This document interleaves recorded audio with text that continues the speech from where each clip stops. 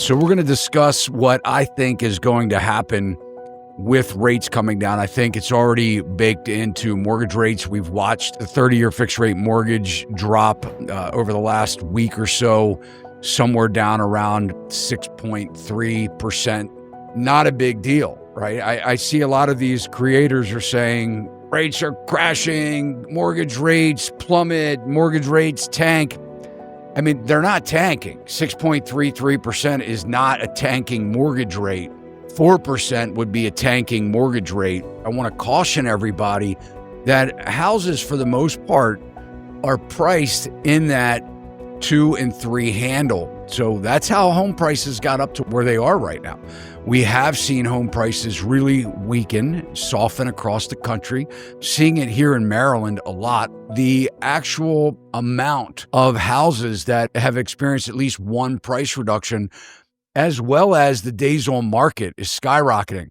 A slight interest rate downward movement is not going to do anything earth-shattering with bidding wars starting again. And a lot of people think that the Fed rate is something that mandates long-term rates like a 30-year fixed rate mortgage, and it's not. Through the years, they do mirror each other a lot, but as we saw last year when the Fed cut rates 9 months ago, mortgage rates went up.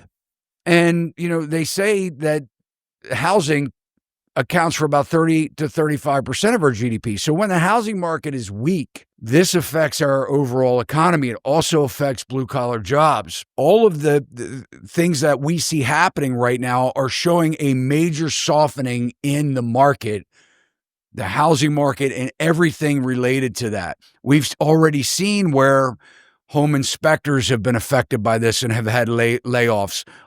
Mortgage brokers have had layoffs. They're begging for these rate cuts because if mortgage rates go down, they don't even care about the house sales. They want refis, because they make money on refis. So mortgage companies are a lot of them are struggling. They're cutting back. They're laying off. Title companies. I mean, everything housing related is weakening. And we're seeing that result really show up. So I think the pressure on the Federal Reserve is, hey, we need to stimulate spending. The problem is a lot of the economists feel that if they cut rates too much too fast, that we'll start seeing inflation rise again, because we're just over 3% in the CPI inflation numbers. And the Fed was saying, hey, we want these to be at 2%. So who borrows the money? What are we talking about when the Fed is saying, look, we're going to drop our Fed rate, that overnight rate? Banks borrow this money, and it's an overnight trading rate is what it's called, where banks borrow from each other. And so their reserves are put into the Federal Reserve, and then the Fed regulates this trading rate. And this is where banks can borrow money from each other. Now, the Federal Reserve lends money as well, but the Federal Reserve first wants the banks. They want the bank to borrow money from another bank before they go to the Federal Reserve. What types of loans are affected by the Fed rate? Because it's not mortgage rates. When we hear people come out and say, we need Powell to drop the Fed rate so that we can have people buy houses again or have cheaper mortgages. First of all, we are so far away from where we were at 2.75% for a 30-year fixed rate mortgage as prices were skyrocketing on houses. Now they're already high. The rate has gone up, but the Fed rate really has nothing to do with the mortgage rate. It affects loans like credit cards, HELOCs, home equity lines of credit. These are variable loans. So certain auto loans are variable interest rates. Personal loans can be a variable rate. Some private student loans can be a variable rate, meaning that if the Fed raises the rates, your payment goes up. If the Fed drops the rates, your payment goes down. Now, a lot of people have credit card debt. Let's say I have a $10,000 credit card debt and I'm being charged 24, 25% interest, and you're making the minimum payment at best. Every month, you're watching that balance grow because you're being whacked at 25% annual percentage. Do you think if the Fed rate comes down and the credit card company could drop your interest rate 0.25%, would that make any difference to you whatsoever? Any drop is a step in the right direction. I'm just concerned that it's not going to be enough, right? So let's talk about home prices with the mortgage rates. So I have a lot of conversations with buyers who want to be home buyers. I get people that reach out all the time and they want to ask questions and talk about prices coming down, seeing houses sitting on the market for a lot longer, putting in offers, having problems with agents not wanting to write an offer for them. If we look at 30-year fixed rate mortgages, home builders have been offering 3.99% to 5.5% fixed rate 30-year mortgages, and it has not moved the needle a bit. This has also been something that has been available to existing home sellers. They could buy down someone's rate.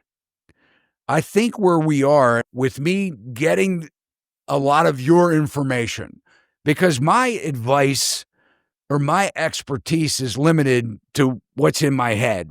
But it's really the testing of the waters, the testing of the audience, the testing of the buyers is really what gives me the indication as to what I think will happen if we have something like mortgage rates that drop to 5.5%. And that's why this poll, we can check that again. Let's pull that up. That's why I put 5.5%. There are a lot of people that want to say things like, oh, the magic number's 5.5%. Kevin O'Leary was one. I did a reaction video to Kevin saying that's the magic number, 5.5%. The golden handcuffs from the sellers come off. Everybody comes off the shelf. The buyers start going wild again. They'll be buying houses like crazy, 5.5%. I have in numerous videos gone over calculators showing you that doesn't change the payment much at all. The affordability, that doesn't really give you that much more of a home price to cut rates by a full percentage point because everything else is expensive. They're not going to drop. If home prices don't fall, they're not going to cut property tax prices. They're not going to cut replacement insurance, homeowners insurance. If your house were to burn down, what would it cost to replace the house? These insurance companies, as long as the prices are high, are pricing it like that. You get something, your rates go up every single year. And even on my investment properties, my commercial properties, I get something every single renewal period from my insurance company that says we have readjusted your replacement cost, and this is the new replacement cost, and this is your new rate. Your insurance is going up every single year. So we've already seen what happens when we have 5.5%. Mortgage rates did not go to 7 or 8% overnight. It was very fast. They started raising rates in March of 22. Yeah, they went up fast, but we saw people slowing down and buying houses before rates got anywhere near 7%. The ones that were buying the houses were people that have a lot of money, people that have cash. They're the only ones that have moved the needle of year over year price increases. Believe me when I tell you this. It's the median buyer, 59 years old in the last year. It's the 39-year-old first-time buyer. First-time buyers dropped to decades low. They were a third or more of our homes that were being sold. So when we're watching all this stuff that we've been hearing, all this propaganda of year over year, home prices are going up, the median price is rising, the average price is rising. If you're not looking at the data and that's all you look at is headline information, you are uninformed. And unfortunately, the uninformed buyers are the ones that prolonged any type of adjustment because it was fueled by agents hearing the headline news, agents pricing it based on comps from months ago, 6 months ago. I had an agent today tell me, well, Todd, your offer on this house, 3 years ago, a comparable house sold for. I'm going, why are we having this conversation? Why are you taking me back to 2022? They're not comps.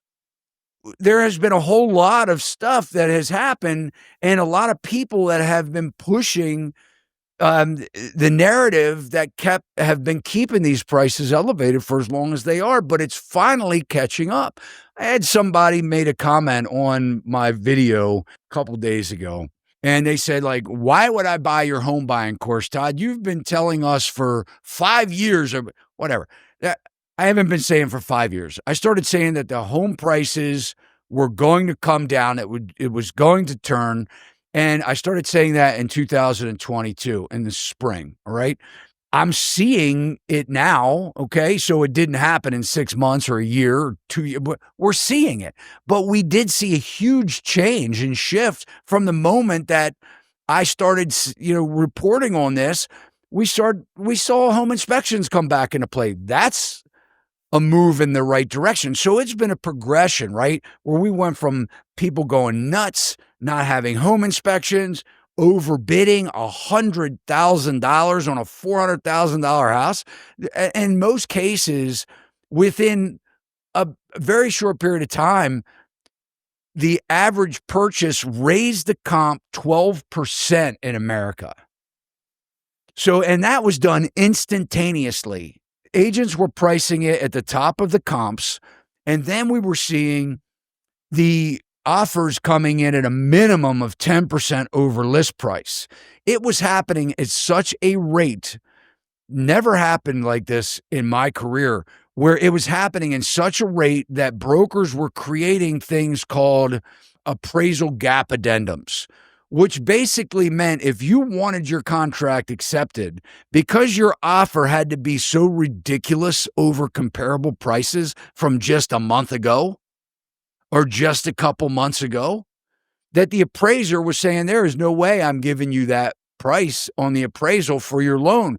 So people had to sign appraisal gap addendums that said that they would bring the rest in cash to the table. So I will overpay you what you want, overpay what the comps say in the neighborhood. Historical price overrun, right? I'm going to pay you way more. And people thought that that was good and that was common and that was sustainable. I mean, where is that ever a good thing when you have that much exuberance that you overinflate and overheat a market so much, and then you're paying 3 times for the house because you have a 30-year fixed rate mortgage, and a lot of people aren't going to be able to sell for years. They have to keep it, and you're so front-loaded in your interest payment. So you are really not buying down that mortgage. If you're not paying additional principal every month, your payment, if you bought 2 or 3 years ago, you almost owe exactly what you financed. Well, what I'm saying here is that we have to put sense to this. There have been so many people that have reached out to me that are in buyer remorse, that want to sell their house, where people are listing their houses that bought them in 2023, and they can't sell them. In 2023, we had way better mortgage rates, right? 2022, I mean, so what does it take to erase in the mind of a buyer that has been sidelined or that's coming online, when you can talk to your peers, a lot of them, and they say, I wish I wouldn't have bought a house, or I wish I would have waited. I'm talking about first-time buyers here, which is the meat and potatoes of our housing market. But look, I want to talk to you buyers for a minute.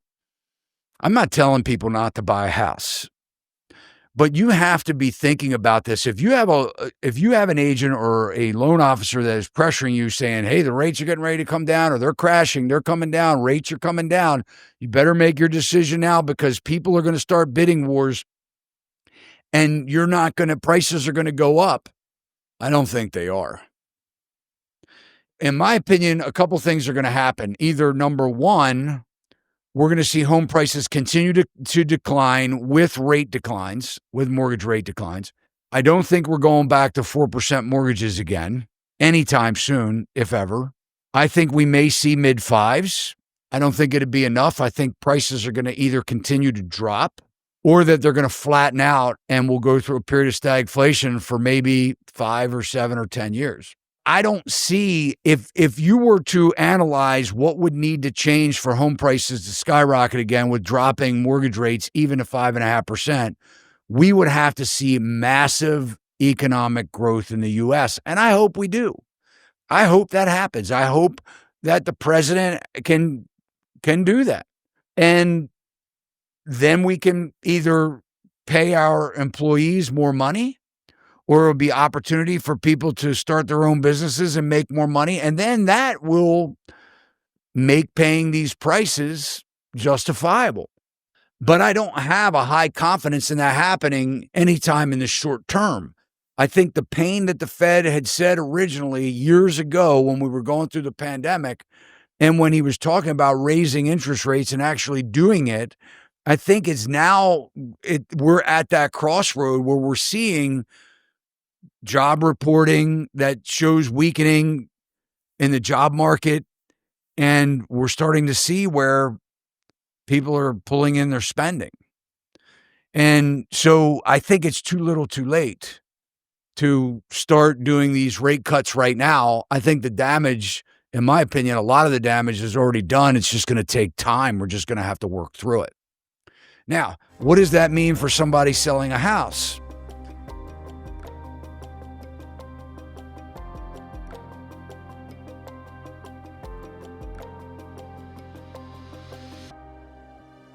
Hey guys, I have just released my new Todd Simple home buying course.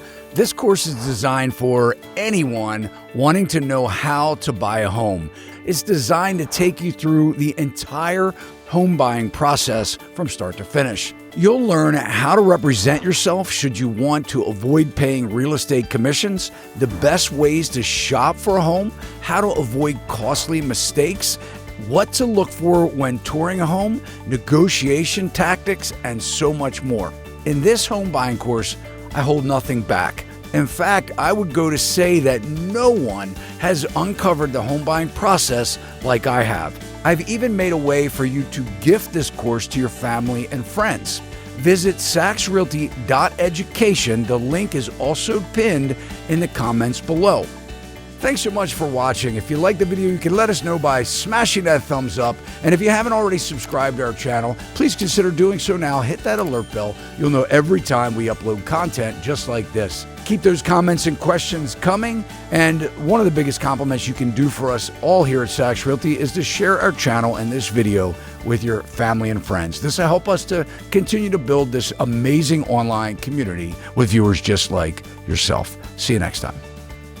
Sachs Realty, Maryland broker number 607720, office number 443-318-4514, equal housing opportunity.